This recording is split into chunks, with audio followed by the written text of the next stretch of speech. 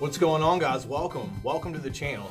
So in these 2019 lists I've been doing for the top 10 most expensive games for different systems, we've done the Saturn with the Dreamcast, maybe the Super Nintendo, I forget. I know we did the Sega Genesis as well as other systems, but I haven't done any 8-bit or any early Atari stuff yet. So in today's video, we're going to check out the 10 most expensive NES Nintendo Entertainment Systems US release only games of 2019.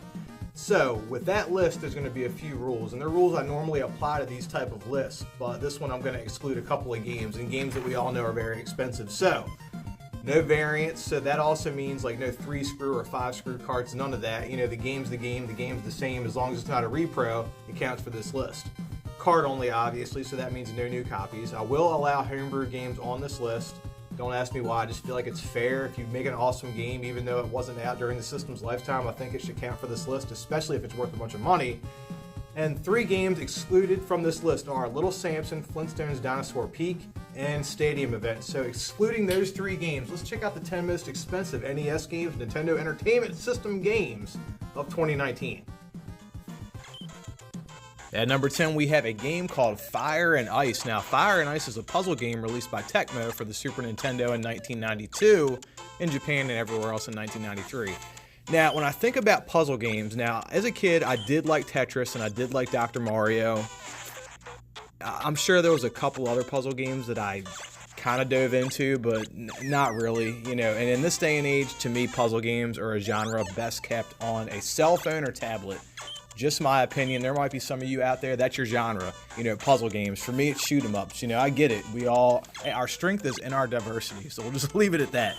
But Fire and Ice, it says on the front cover this game is highly addictive, so, you know, that makes me kind of want to try it and see how true that front cover art is. But coming in at a price of $190, Fire and Ice is the 10th most expensive NES game of 2019.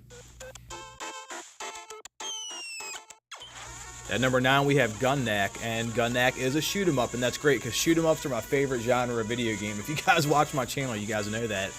This game came out in 1990, and it was developed by Compile but published by Token House. Not really familiar with any one of those companies. I wonder if Compile is the same Compile that makes the RPGs in this day and age. I have no idea. Anyway, this is a vertically scrolling shooter. As you can see, things flash on the screen, and I've heard rumors about this game that they had to, you know, it's being played on the Nintendo Entertainment System, so graphical compromises had to be made in order to fit all the colors and all the moving parts onto the screen. And this game is really sought after. I knew this game was expensive. This is one of the games I was aware about. I have played through an emulator. Yes, it is good. There's a couple of really, really good shooters on the NES. You know, there's a bunch of crappy ones, but I still want to collect all those too. Anyway, I do recommend Gun Knack, but, you know, it's kind of hard to considering what it goes for, because coming with a price tag of $230, Gun Knack is the 9th most expensive NES game of 2019. At number 8, we have Zombie Nation. Now, Zombie Nation was a late release for the Nintendo Entertainment System, and a lot of those late release games, like, you know, Little Samson, you know, the games that came out in 1990 or later, you know, especially ones that came out in 93 or 94, really got overshadowed by other systems that came out at the time. You know, mainly 16-bit systems, Super Nintendo mainly, you know, Sega Genesis, and other ones. TurboGrafx 16, nah. You all love the TurboGrafx and the PC Engine, but it just wasn't popular over here. Anyway, Zombie Nation, that floating head, awesome shoot 'em up. Things explode, they look cool, they sound cool. The box art on this game looks cool. I've never actually ran across a copy of this game, although I would love to own it. If I find this game for a deal, if I find this game for $100, I'll sell or trade or whatever to get. You get it? It looks really cool. Looks like a game I would want in my collection. Looks like a game I might live stream soon. Might live stream it tonight, guys, if you're watching this. Or maybe I'm live streaming it before you're even watching this video. Anyway, coming with a price tag of $250. God damn. Zombie Nation is the 8th most expensive NES game of 2019. At number 7, we have the Caltron 6-in-1. Now, this is a multi-cart that came out in 1992 for the NES in North America by Caltron Industries. Now, I know there's a lot of stories regarding this game. If you guys have ever watched Pat the NES Punk's podcast, there's some stories he talks about how this game was found in abundance in a warehouse or maybe a truck or something somewhere, and they flooded the market and the prices went down, and before that the prices were way up. And I still feel like card only this game cost a good bit of money. But there's some pretty cool games on here, and like it says on Wikipedia, all the games on this multi-cart are games based on other popular genres and games of that time. Mainly just shooters and puzzle games from what I've seen, but you know, it looks pretty cool. Looks pretty cool. If I see one of these, I'll definitely grab it if it's for a deal.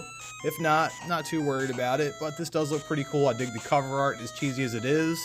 But if you do want a cart-only copy of the Cowtron 6-in-1, it's going to cost you $290.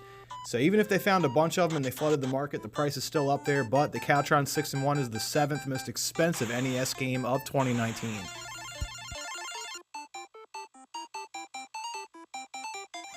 At number 6, we have Bobble 2. Now, the Bobble series is a popular puzzle series, and this is a series I can get more with because of the platforming elements involved. I know this is a popular series, it's a colorful series. For some reason, whatever reason, this is a really popular game on the NES. Maybe it's rare and collectible, probably came out in limited numbers. I know it's a Taito game. I don't know. For whatever reason, people want this version of Bobble, and it's very collectible, and I've known this for a long time, and I think most of you guys have too. For whatever reason, this was not one of the games I wanted to exclude off of this list. But again, not my favorite genre of video game. It's okay. It's okay. I dig the Bobble because of the platforming elements. I think it's okay. But coming with a price tag of $300, Bobble 2 is the 6th most expensive NES game of 2019.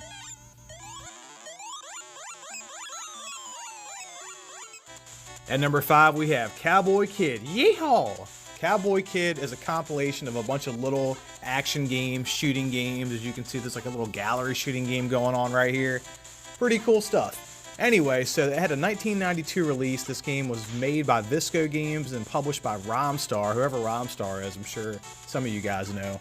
But, you know, this game came out in 92, so it did have a late release for the Nintendo Entertainment System.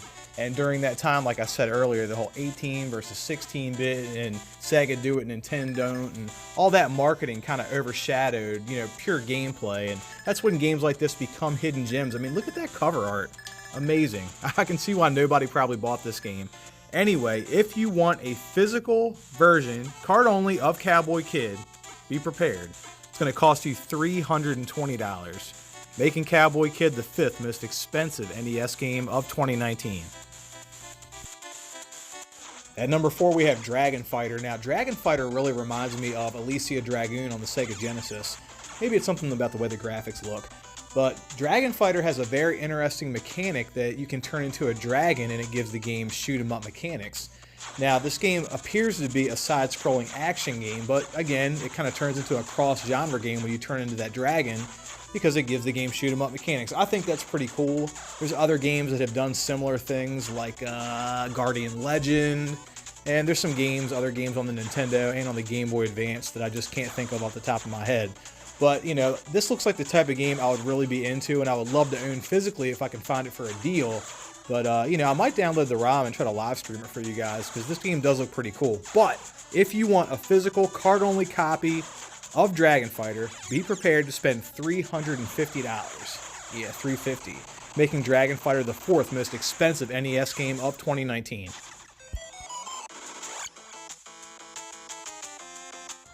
At number 3, we have Power Blade 2, or in Japan known as Captain Saber. I think I like Power Blade 2 better. But this action platformer was made by Taito for the Nintendo Entertainment System, and it released in North America in October of 1992 and September 29th of 1992 in Japan. And it's the sequel to Power Blade. And all that's according to Wikipedia. This game does look pretty cool. It does go on to say on Wikipedia that there is references, or there's graphics that are similar to the Mega Man series, and I can definitely see that. As far as the sound goes too, it kind of reminds me of Mega Man. It's funny that I thought that, and now I'm reading it on Wikipedia, so I'm starting to believe a little bit more about what Wikipedia tells me. But yeah, this game looks really cool, man.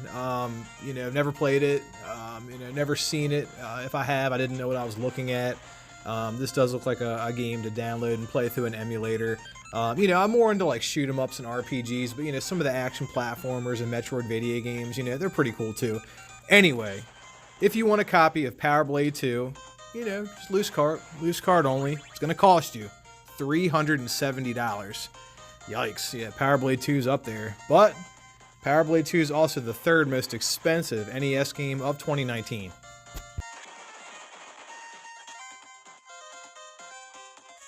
At number 2, we have Bonks Adventure. Now, I want to start off by saying I actually played Bonks Adventure when I was a kid, and I'll tell you how. My babysitter growing up had a boyfriend, and when she would watch me, she would want to get to her boyfriend's house to make out with her boyfriend, so she had to take me with her because she was the babysitter. Anyway, the boyfriend had a TurboGrafx 16 in his room.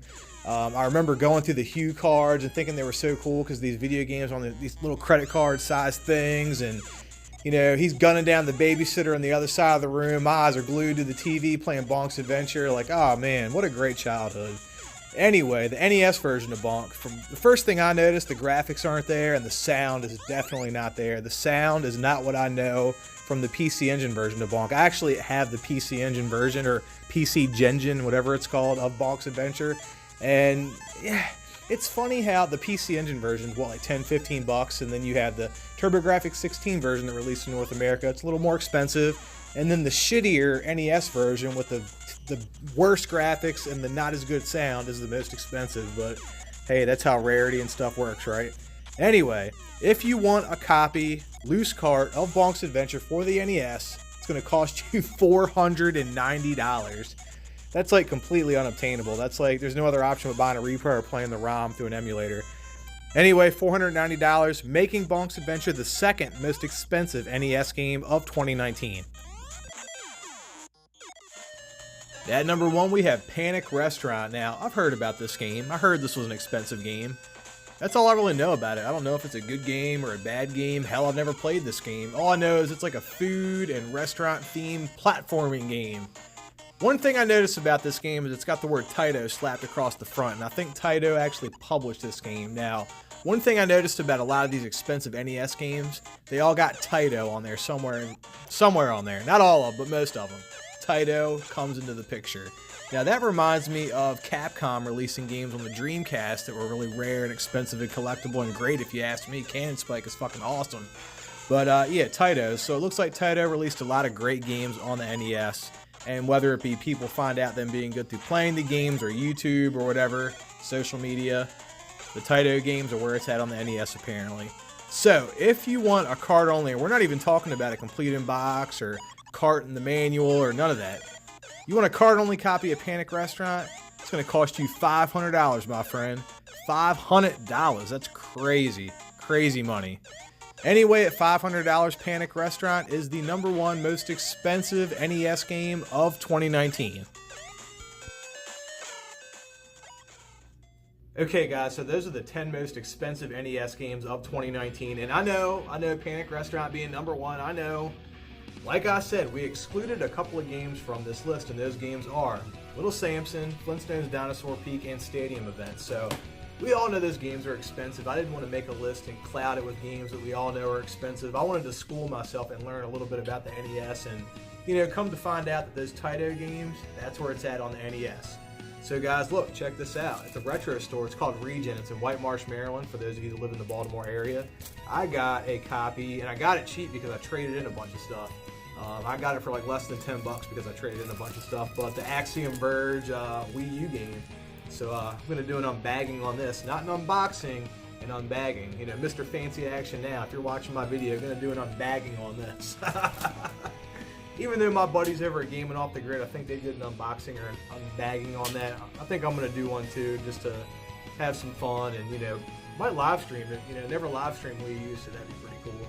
Anyways, guys, thanks for watching. Let me know in the comments, you know, what awesome games are there on the NES that, you know, maybe I should play, or it really doesn't matter, so we can all download ROMs and play them through an emulator anyway, right? Guys, thanks for watching. Remember, if you like this video, make sure to like the video, and if you like awesome video games, make sure you subscribe to the channel. Till next time, guys. Peace out.